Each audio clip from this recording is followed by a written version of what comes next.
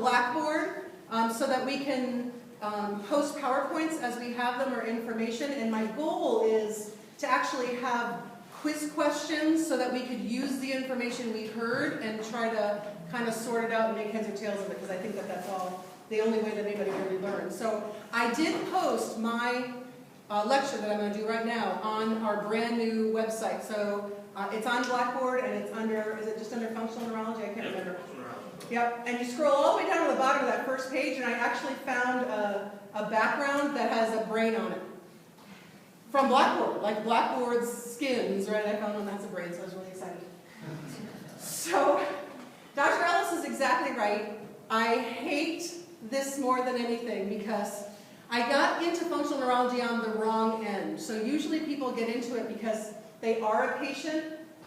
I got into it because I had a patient that I could not fix, but I thought they were doing really, really well. They really weren't, right? And so a lot of you have heard that story, so I won't kind of bore you with that, but Dr. Carrick literally spent a day with him, and this guy went from literally 100% disabled, picked up by a bus every day, taught to count his money, brought to the grocery store, could not live alone, could not stand up without falling over, terribly debilitating migraines. In one day, this guy literally got his brain back, talking full sentences. Wow, it's unbelievable, it's amazing. And I mean, I was floored. So that was kind of my second experience with functional neurology. Because my first one didn't go so well. I was a patient, I had double vision, and Dr. Antonucci was my student clinician, and I had never heard of functional neurology before, but he's like a student of mine who's like, I can fix you. So I went into clinic, and he did these really weird, strange exams on me, and he made me do this to myself like every hour, and I didn't know what the deal was. And after a week, my math was amazing, and my handwriting was ridiculously good, but my double vision stayed. And so I'm like, oh, I don't know what these people are thinking. And then about 4 months later, I found out I had cataracts. And that was what my double vision was from. And I was just like, well, these crazy people, they don't know what they're doing. And then my patient got all kinds of better. And then I started to help them write research, right? I'm like, well, I know how to write, and so I'll help you with that. And the results were measurable, they were concrete, and they were freaking amazing. So if you come to the Technique Summit, you'll see my last bunch of slides. They're just cases that our students, some of our teachers, I wrote some of them, that we wrote up on functional neurology. We had 37 papers in one neurology research conference. It's not a chiropractic conference, it's like an international neurologic society conference. 37 of those papers came from Life University. And the people that attended that conference that didn't know what chiropractic was had a totally different thought process on it. So I love writing about it, but I haven't yet figured it out. So I got my opportunity. I have no idea what I'm doing in functional neurology. So I'm going to start with that conversation. I'm sorry, I told you I was going to do this and I'm doing it right. But this is my deal. You don't learn anything until you teach it, right? Teaching it is the ultimate. It is for me. It always has been. I cannot get up here and BS anybody. I have to really own it. And so this is my debut to find out if I own it or not. It's also my little bit of a pet peeve. So I've been coming to Functional Neurology Club for a number of years. I actually am board qualified to sit the neuro exam this year, feeling no way in the world I'm able to do that because I'm still literally in the first basic club struggling, right? But they always taught the autonomic nervous system, and I never got it. And I argued about it with Lauren, like round and round, Traster round and round, the Sass Brothers round and round, Dr. Ellis round and round. And then I went to his seminar, which put some lights on it, but I still didn't get it, and I couldn't put it all together. And so Austin was kind enough to let me do my version of the autonomic nervous system, because I think this is way easier. So how many of you have been to Neuro Club and done the PMRF IML conversation? So, okay, good. I'm going to do PMRF IML for dummies. And I think when I'm done, you're going to go, oh, is that all that was? So who wants that lecture? Okay, good. All right, here I am. Ready to go. You like that? Yeah. That took me about 20 minutes. Okay. Oh. All right, here we go. Let's see what we know about the nervous system. So let's start with this. I love this classroom because this is where I taught for about 15 years, and this is exactly how I taught, stretching out my piriformis. So just like this. There's two parts of the nervous system, right? One is central, the other is peripheral, right? The central nervous system is the brain and the spinal cord.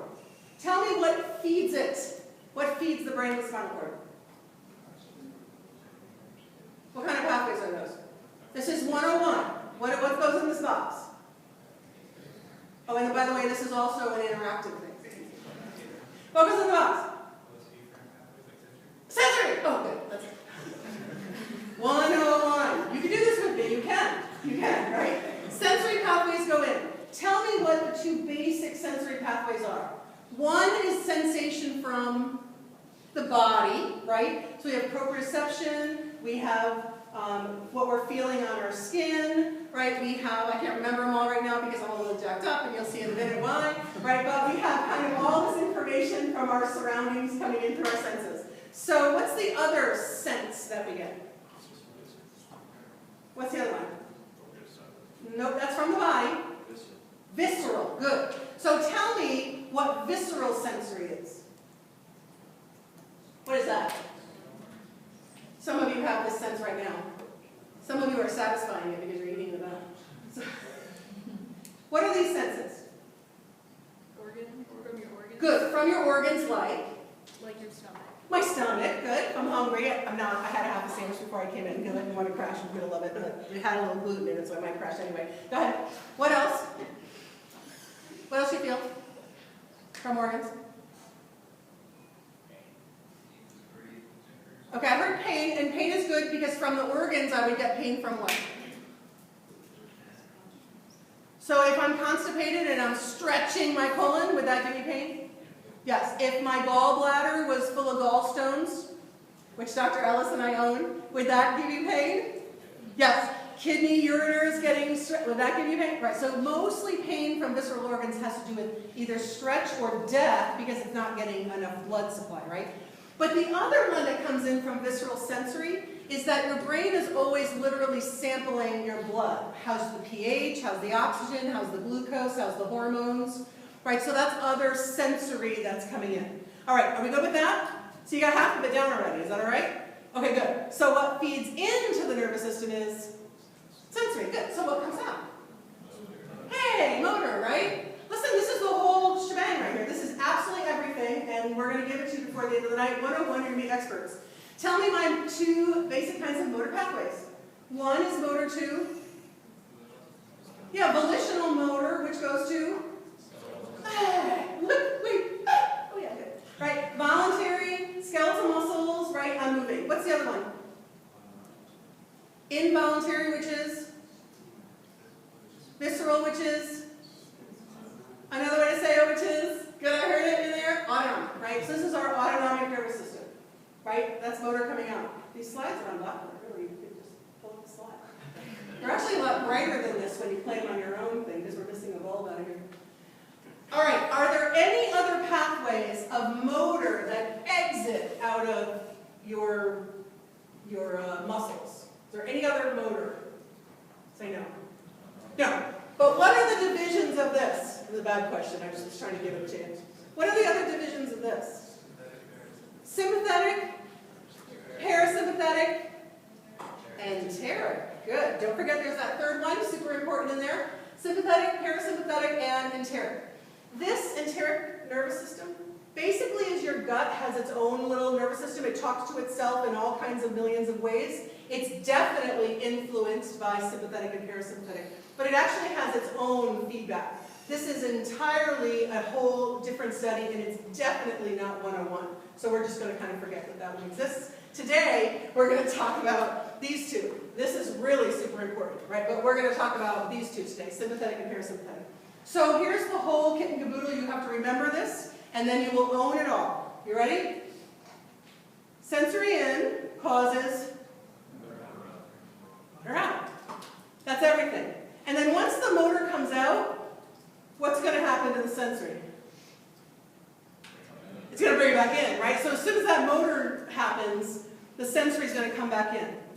So sensory in, motor out is kind of a little tiny bit complicated in that my sensory pathways in could be creating vasomotor pathways or pathways through sympathetic and parasympathetic. It does not have to be pathways of movement. You see that? So this is true. Sensory and motor out, that's the entire picture. Can you handle that picture? Is everybody good with that picture? Nothing crazy there, right? This is not 101. This is the 899 course right now. This is the whole thing, right? Sensory and motor out. All right, let's move on. Here we go.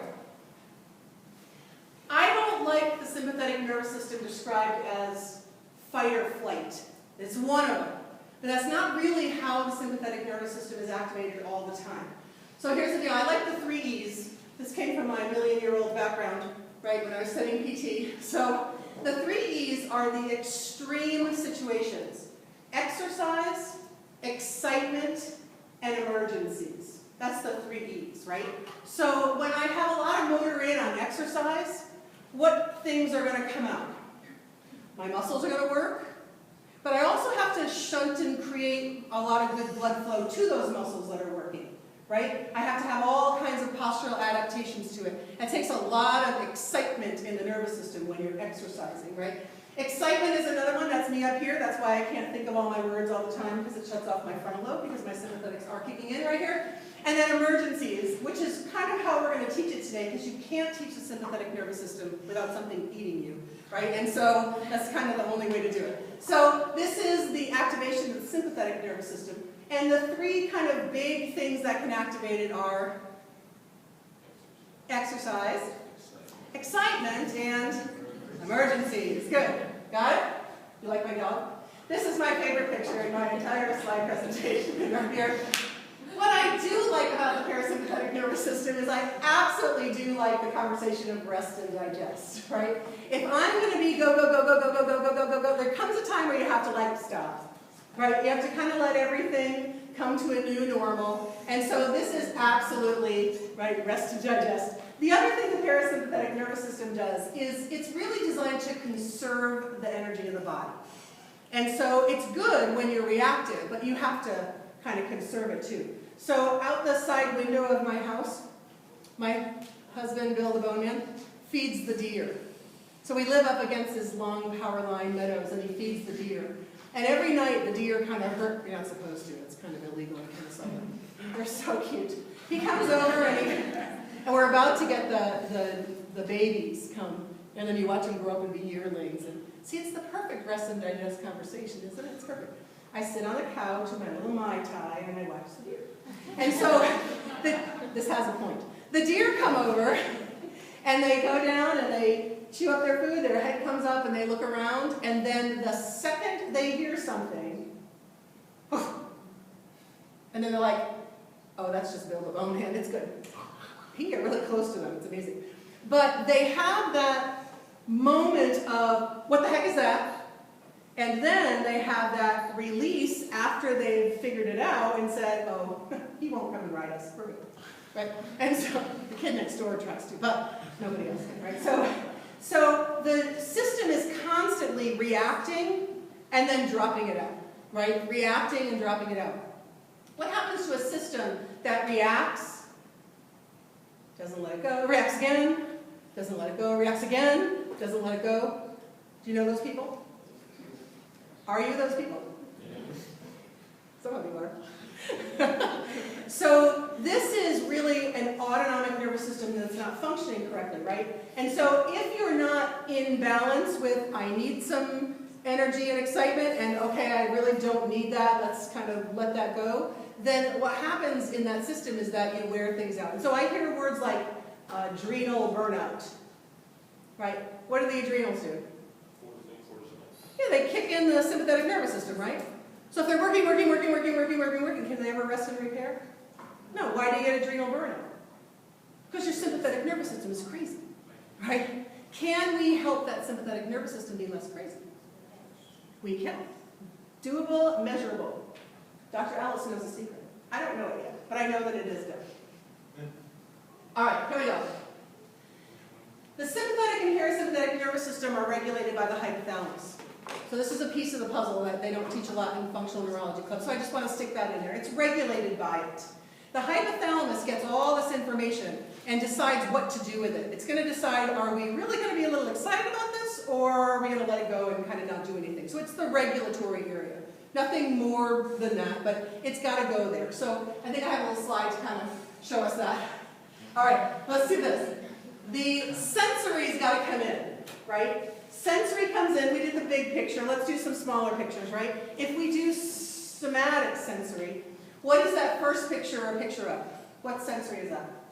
Yeah, probably smell, right? How about the next one?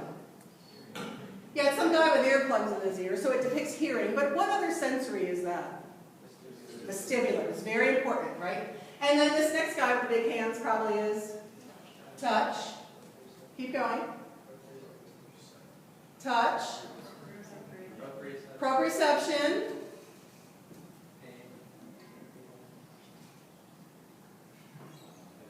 Vibration.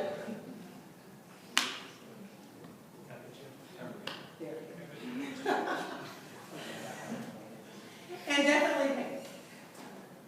All right, the next one is sight, right? And then the last one is, I'm not sure, some people growing out of his face or something like that, right? So taste. This is the only information that's coming into that autonomic nervous system, excuse me, that central nervous system, right, that is having information, and then some from the visceral organs. All right, so here we go, let's put it to use. These pictures are so much prettier when we have all the light bulbs in our projector. All right, I got my little cat, and the cat is looking at a, we'll call it a bee. Pretty sure it's a moth or a mayfly, but it's a bee today. Tell me what sensory is going in. Good, I got sight, they're looking at it, right? I might hear it if I've got pretty good sound on the wings. I might feel it, right, because those wings flap pretty good, and I'll definitely feel it if it lands on it, right? So what is the cat's central nervous system doing?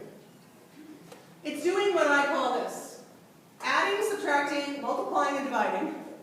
It's taking all this information in from all the different lobes of the brain that are experiencing this, right? Sight is going to occipital lobe, sound to temporal. I'm not sure I have all these right? But it's like doing, right? But it's doing all of this, right? Getting it all in, and then it compares the information to what it's had in the past and said, oh, that is tasty.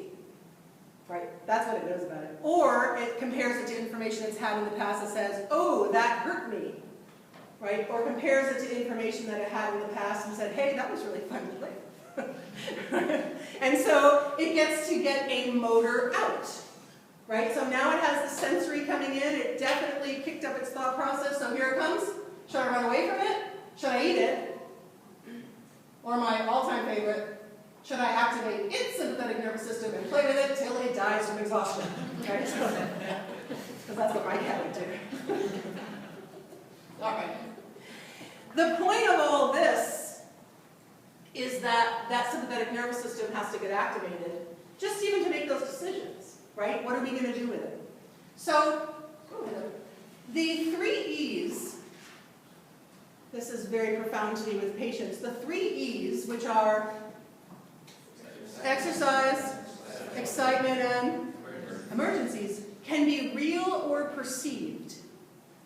Real or perceived, and they will activate the sympathetic nervous system. So what's important to me is when they talk about limiting time on iPads and such with kids. Because if I'm trying to beat a game, and my car keeps crashing, and I only have 1 life left, and the time is going down, right? What's getting activated in that child? The sympathetic nervous system. It's fine to activate it, but it's not fine to hold it up there because the brain doesn't know the difference between this is a game in those involuntary ways, right? This is a game and this is real life. So whether you're worried about someone or something, or you're taking a test, right? Watching a scary movie, all of those things are activating that sympathetic nervous system. And once I have sensory in, I always have... All right, here's a question. When that sympathetic nervous system is activated, what effect does it have on an end organ? When the sympathetic nervous system is activated, what effect does it have? Does it stimulate it? Does it inhibit it? Could it do one or the other, or does it stimulate some organs and inhibit the others? What do you think? A, B, C, or D? The answer is D. The sympathetic nervous system is thought to be like, it's activating, it's doing something, but it doesn't always do that, right? There's some things it shuts off when it gets activated. What's one thing that it shuts off? Digestion, right? It will shut that digestion right down. All right, so what we're going to do is we're going to have a conversation, and you can just ignore these two slides because they're probably not 101, but you're going to know every pharmaceutical discussion on the planet just because of this little slide right here. So here we go. If I have an end organ that has an alpha-1 or a beta-1 receptor on it, and that sympathetic nerve comes in and it hits it, oh wait, I got good graphics, ready? The sympathetic nerve comes and hits that receptor. It makes that organ more accessible to depolarization and activation. You like that? So, if the organ has an alpha-1 or a beta-1 receptor on it, then it's more likely to be reactive to that sympathetic nervous system. Right? So if I want the organ to be less active than the sympathetic nervous system, I have to block that receptor. Right? So that's what pharmaceuticals will do. Right? Block that receptor so that it can't depolarize and activate. All right, and then here's a beta-1 or a beta-2 receptor. Let's watch this one go. Whoops. Wait, go back, because this is a good one. I clicked it too many times. Ready? Okay, good. It's an activation of the sympathetic nervous system that inhibits or depolarizes. Listen, I had in my mind that we were having a discussion that was starting at 5 o'clock, and I needed it as lively as possible. How am I doing? Okay. Let's go organ by organ. Relatively quickly, and while this sounds a little like what? This is the basis for how you read a patient clinically, to understand what's happening when that sympathetic nervous system is activated. So if you're analyzing a patient, and they're sitting in front of you, and they've been filling out paperwork for endless time in your waiting room, and they come back and you're not particularly threatening to them, should their sympathetic nervous systems be firing wildly? No. So you get to use that information that you know to be able to see what's going on with their sympathetic nervous system. So, anytime we have a problem with the sympathetic nervous system, we're going to have a conversation about it. We have to talk about lions and tigers or bears. That was weight. That was so good. Right? So, that's not going to activate anybody's sympathetic nervous system, I don't think. So, let's do this one instead. The bear's going to come eat. You be good? All right. Let's just remember, make sure that we can get all of these right. The role of the sympathetic nervous system is to activate tissues that will help you stay alive. And the role of the parasympathetic nervous system is to inhibit any tissues that are not going to help you right now. We all good with that? All right. So, the hair on your skin. I just want to talk about that one and get it out of the way, because this is actually something I see quite a bit of. Right, so what's going to happen when the sympathetics are activated? Is your erector pili muscles going to activate and stand hair up? Or is it going to be deactivated and let the hair stay down? What's it going to do? Yeah, it's going to stand it up, right? There's two reasons for this. Probably from a primitive past, it's to make you look bigger, so you're harder to eat, right, when you get bigger like that. But actually, when you stand hair up, they become more sensitive. So when that bear is getting really close to you, you can feel it a lot better on your hair, right? How about if you're working and you hear something and then you feel something on your skin and you're like, ah, like what was that? Like that kind of thing. So it's because you're hypersensitive when you're alert, right? So you get that hypersensitivity in there. All right, pupils and lenses. If a bear is coming at me and about to eat me, would I like to have near accommodation so that I could write a letter home and tell them that I'm about to be eaten by a bear? Or do I want to dilate my pupils, let all the information in, and look far away at where I'm going to run? What's going to happen to the lenses and the pupils? Pupils will dilate and lenses will... Are they relaxing or contracting? Which one is it? Relaxing or contracting? That doesn't matter, I don't know the answer. Okay, there we go. They're going to accommodate for far vision. Ciliary muscles. I'm going back to Dr. Najib, I don't know. All right. Lacrimation. Are we going to cry on the bear? Is that going to help us? No, right? We're not going to cry on the bear. So let's just look at this from a point of view of a patient that comes in, some things that we can see. If their sympathetic nervous system is crazy, right, what are we going to see on their skin? Goosebumps. I'm going to talk about blood supply in a minute, right? But we can very likely see goosebumps, especially to very small touches, right? So if you touch them, it has that tendency to create those goosebumps. Good. And what am I going to see in their eyes? Pupillary dilation, right? And then what am I going to hear from them about their eyes? Dry, right? We analyzed a patient today, actually just took her history. She has chronic dry eyes, dry mouth, she's constipated, she's like every single thing was like, right? So right now if you start to look at a list of things, it can start to get into your head about, oh, this patient is crazy sympathetic, right? All right, here we go. Salivation and mucus production. Do we need it? No, don't need it, right? How about your soft palate? Soft palate is innervated by cranial nerves. Good, 9 and 10. And what's it for? Why do we need tone in our soft palate? Because after I chew, I have to stop.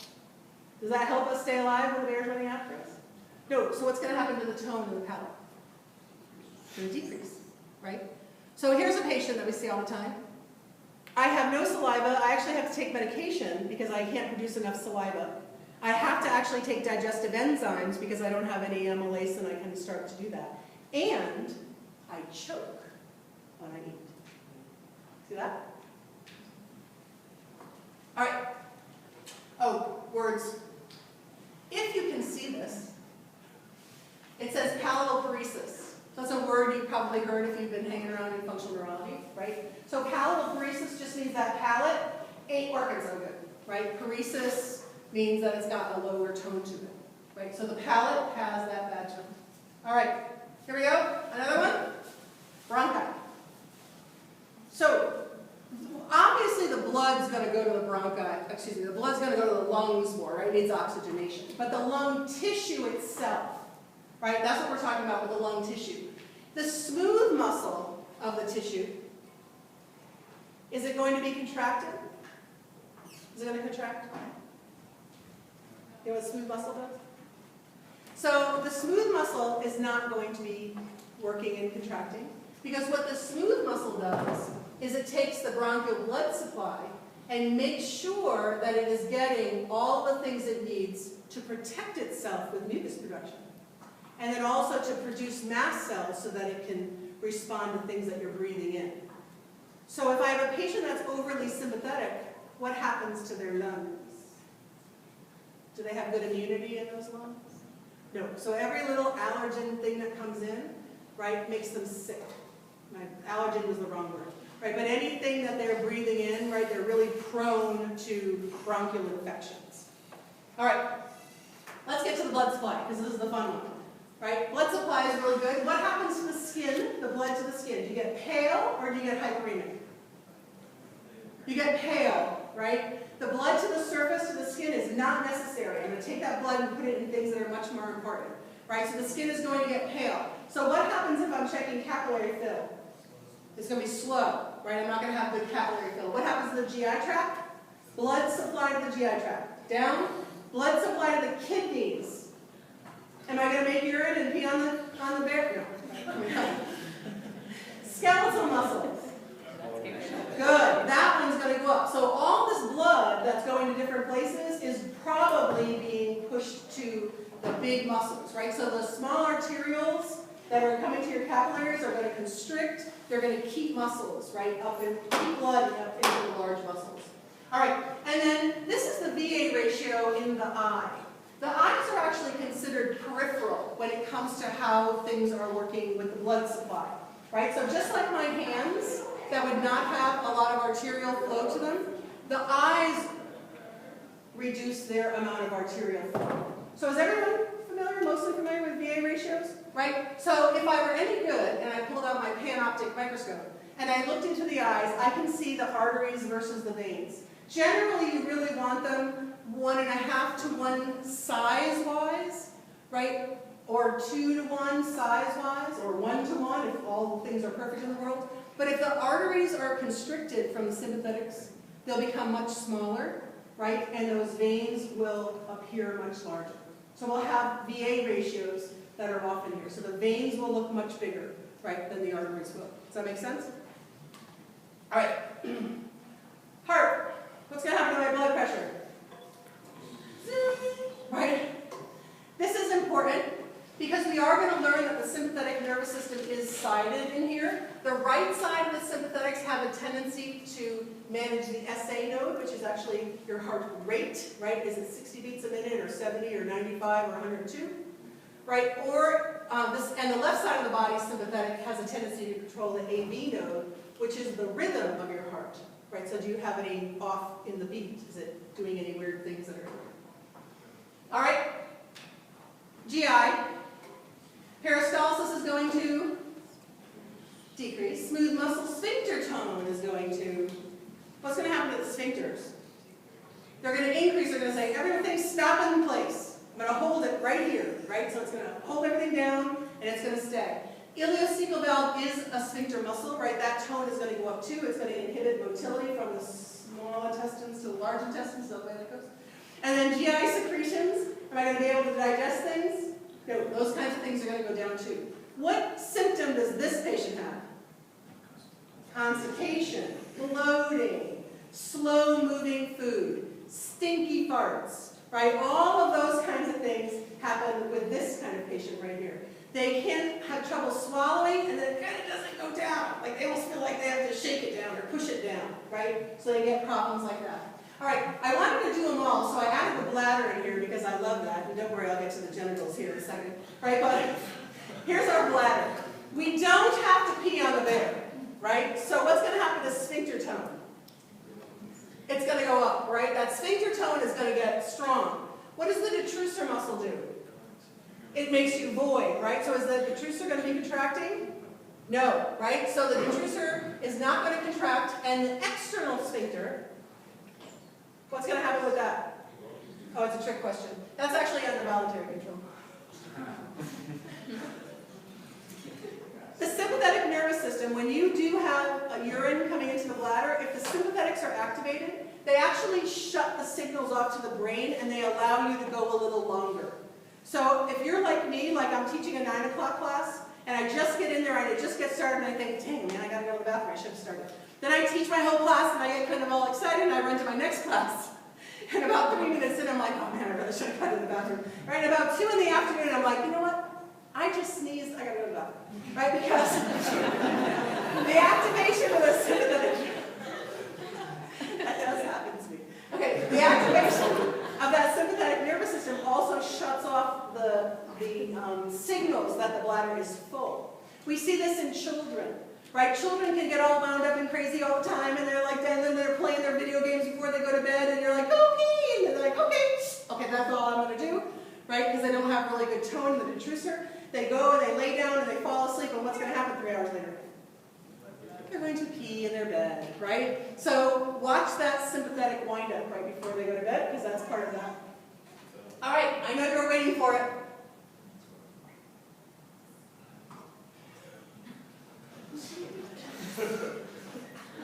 All right.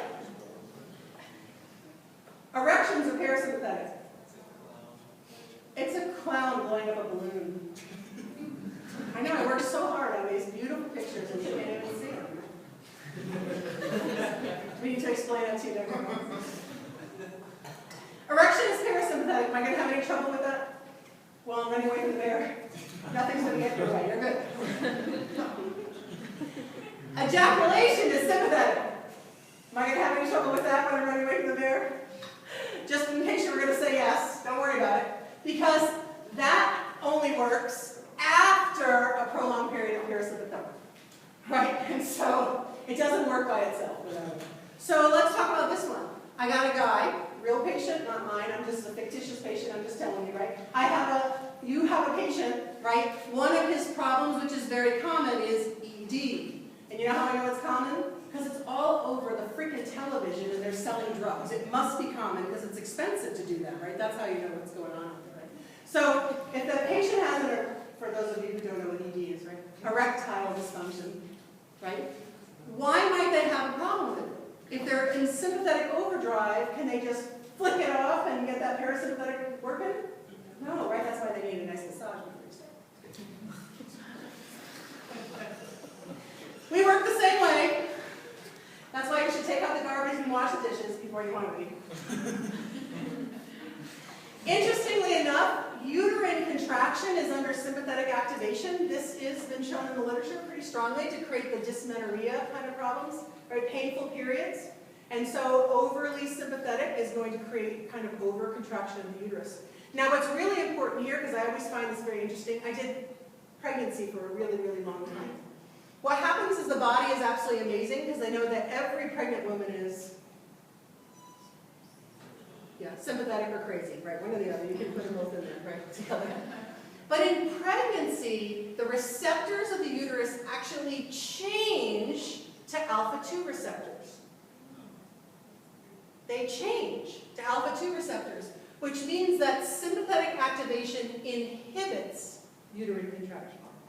And parasympathetic activation doesn't do anything to it, right? This is to keep us from having any kind of miscarriages if we're under pressure. Now here's one more thing, because I just gave a lecture to a student the other day. She's like 40 weeks pregnant, and she just wants to get that over with so she could take her test with me week 3, and I'm like, okay, let's talk about this.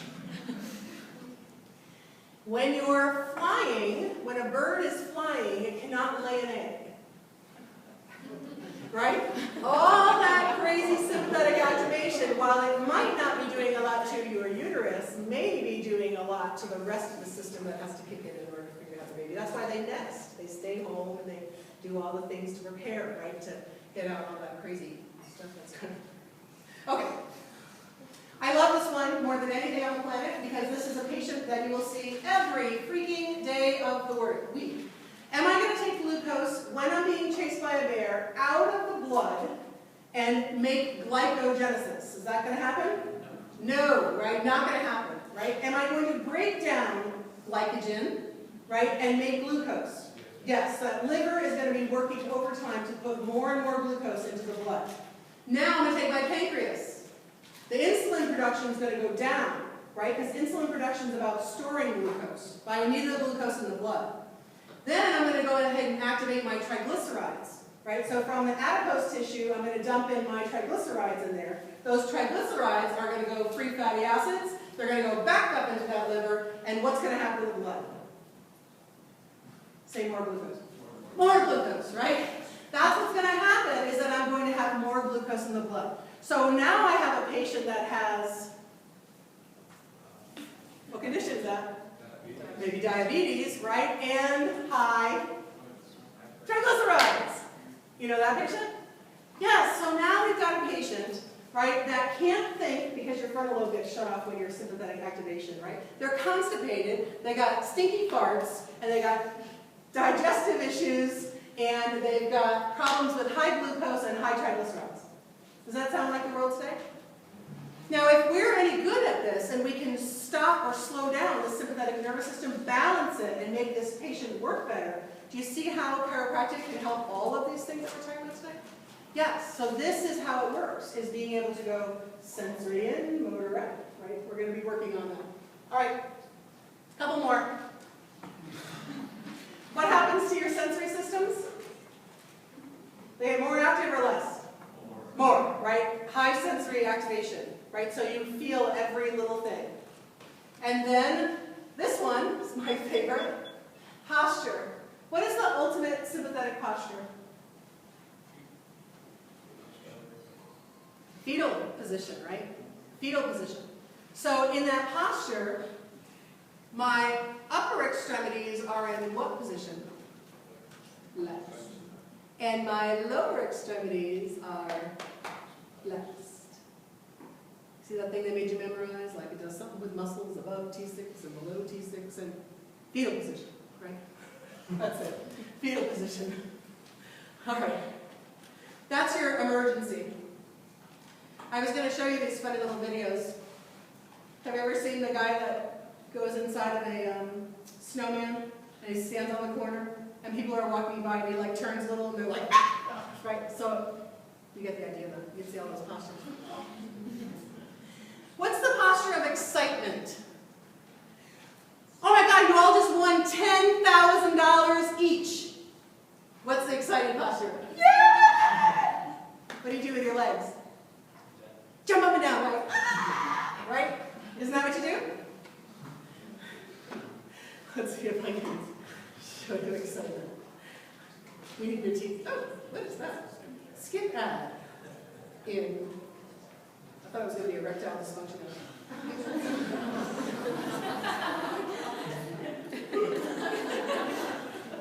Is that excitement? He sees his owners. I just won $10,000! So you see the muscles that are being activated? Right? And then you can also take it one more step. If I were doing repetitive exercise, see that activity that's primarily going on with that kind of, right, with the cross crawl kinds of motions, you get flexors and extensors. Good. So that's our posture. That's my preferred posture. Is that sympathetic or parasympathetic? Parasympathetic, right? That's right. So you see the changes that will happen in posture. All right. In functional neurology world, especially Life University functional neurology world, they call the sympathetic system kind of roughly the IMLs. The IMLs. Why do they call them the IMLs? This is for my second quarter students. Do you know why they call them the IMLs? No? Don't worry, nobody else does either. That's okay.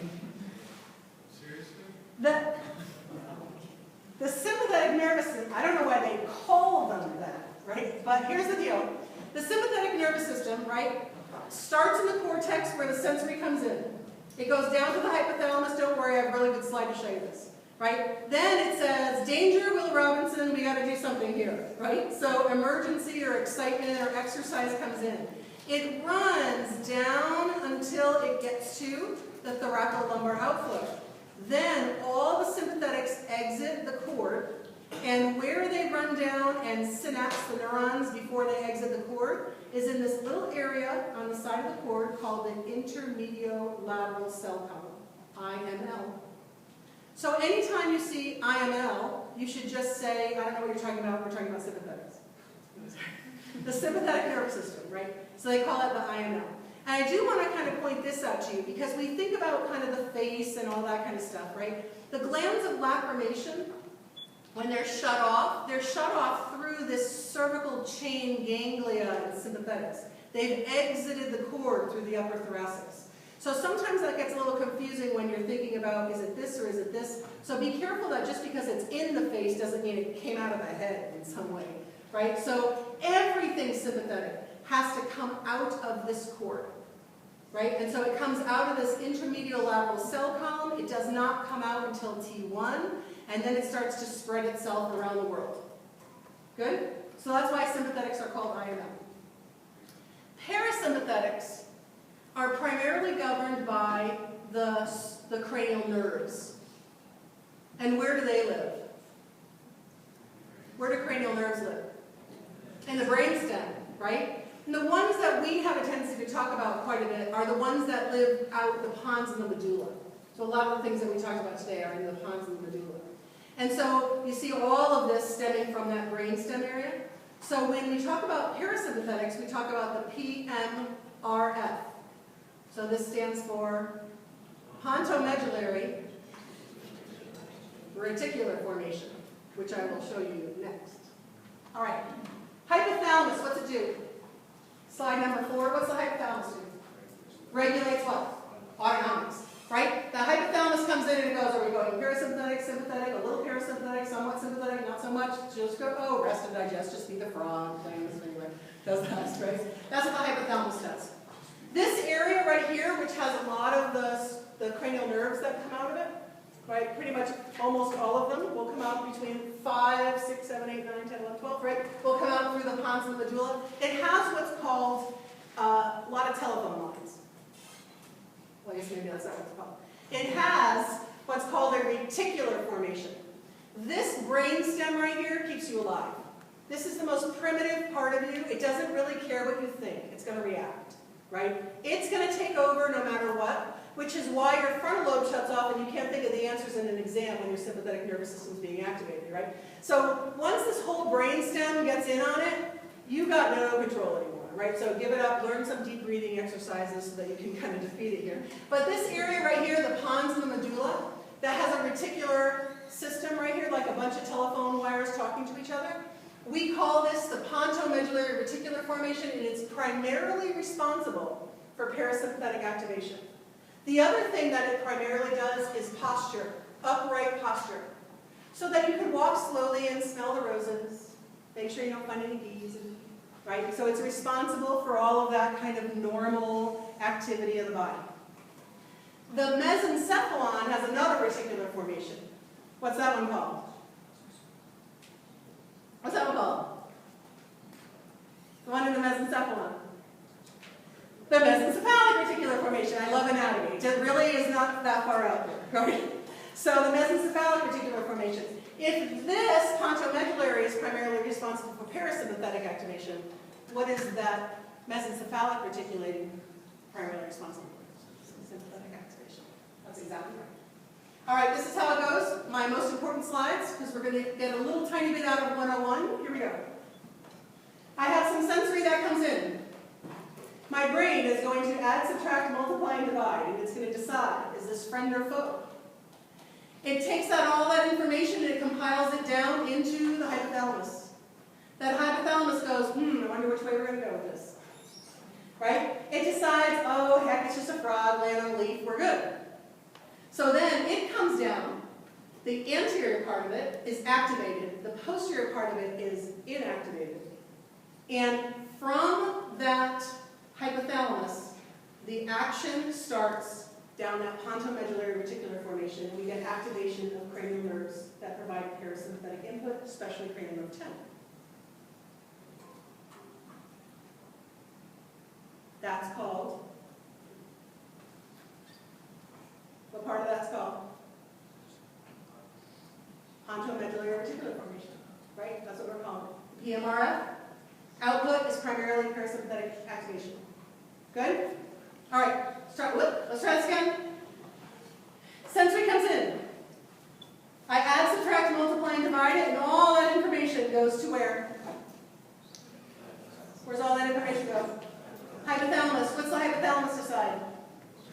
What are we going to do with this, right? Let's say now we're going to activate the sympathetic nervous system because we are excited. We're kind of all crazy excited, ready to go. So we're going to shut off the front of it. We're going to keep the back activated. Down it goes. It hits off into that mesencephalic reticular formation, and where's the rest of it go? Down through the IML and out the body, and we get a sympathetic reactivity. How's that? Pretty good? So this is PMRF versus IML. Not so bad? All right. Here's everything we've talked about so far. The eyes will dilate. The mouth is going to lose its tone, right, and lose its saliva. The skin's going to get cold and sensitive. We can have increased sweating. What does the sweating response do? Because it seems like in sweating you're hot, but if your hands were all sweaty, what are they doing? They're reducing heat, right? The sweat makes heat go away, right? They're reducing heat and taking all of that blood and moving it back up into the large muscles. We're going to see slow capillary refill. We're going to have upper extremity tone that is tight. We're going to have lower extremity tone that's more in the back. We have truncal postures. If the sympathetics are activated, what kind of posture am I going to have? Upright or down? Down, right? So this is this patient that comes in. I haven't been feeling so good lately. I'm constipated, I got stomach heart. Blood pressure's high, heart rate's going to increase, and I'll have a change in valve size. Is that good? All right. I want to talk just a teeny tiny bit about conservation. Austin, can I stand?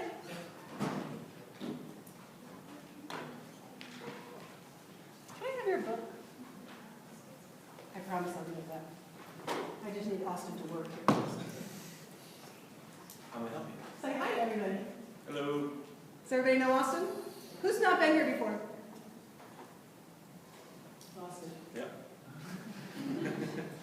I need your arm. Here, hold my book. What's this side of Austin doing? It's holding a book. Relay it back to my 1 hour long conversation here. What is this doing? Is it laying on a pad and relaxing, or is it exercising excitement or emergencies? It's exercising. He's not doing bicep curls, right? But he's got to hold it up, right? If these muscles are working and active, what also has to get activated on this side? Got to support the muscles, got to tell everything what to do. What's going over here? What's going over here? Blood, right? The sympathetic nervous system follows the activity, right? So here we go, goes back to the beginning. Motor in, create, sensory in, creates motor out. So he feels some stretch through the proprioception, and if I put a little more weight on it, he'll compensate, stretch for that, right? So I can get skeletal muscle motor out. But what other motor has to come out? The autonomics. They have to support this, right? So here's the deal with the sympathetic nervous system. It was on all the slides, but I failed to say it. The sympathetic nervous system always fires bilaterally because it's primitive. It just goes emergency, right? Like it doesn't like discriminate anything, right? So as this brain is feeling this, right, sensory in goes over to this side, and it says, hey, let's hold up the book. Comes back down and says, hey, muscle, hold up the book. But as the muscle is working, it also says, send blood. Where's it going to send the blood? Only to here, or is it the sympathetic activation that's going to go sympathetic activation to both sides? But I have my pretty picture up there with a real brain, right? That's titled conservation, right? That's the thing that parasympathetic has to do. So as this is happening with the sympathetic nervous system, the cortex is saying, and the hypothalamus is saying, you know what? I know I told you to fire, but this side, as an agonist, you could just take the minute off right now. We're only going to work over here. So we have activation, sensory. We have IML, motor out. But the cortex says, listen, we're not working on this side. We don't really need you. So just hang on for a little while and take the night off. Good? So as sensory comes in on this side, I'm primarily going to see sympathetic activation here only, because this is being told through the pontomedular reticular formation on this side only, I didn't really need it. I didn't really need it. We all right with that? Not so bad? I have no idea what my next slide is, so hang on.